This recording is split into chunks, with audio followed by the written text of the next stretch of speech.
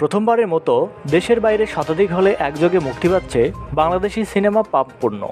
গিয়াসউদ্দিন সেলিম পরিচালিত, চঞ্চল চৌধুরী, সিয়াম আহমেদ, আফসানা মিমি অভিনীত সিনেমাটি আগামী 20শে মে উত্তর আমেরিকার 112টি হলে মুক্তি পাবে। সিনেমাটি আন্তর্জাতিক পরিবেশক স্বপ্ন স্কয়ার ক্রয়ারের প্রেসিডেন্ট মোহাম্মদ আলিউল্লাহ সজীব জানান, বাংলাদেশেও একই দিনে মুক্তি পাবে পাপপূর্ণ।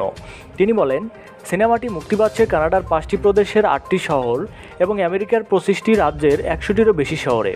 এতে করে সিনেমাটি 20 মে থেকে আমেরিকা ও কানাডায় প্রায় 10 লাখেরও বেশি দর্শকের দেখার সুযোগ হচ্ছে।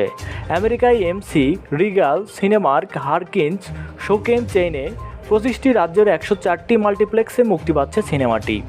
স্বপ্ন স্কয়ার ক্রো বাংলাদেশের প্রধান নির্বাহী সৈকত সালাউদ্দিন জানান, তাদের অফিসিয়াল পেজগুলোতে থাকছে উত্তর আমেরিকার পাপপূর্ণ সিনেমার 112টি হলের তালিকা।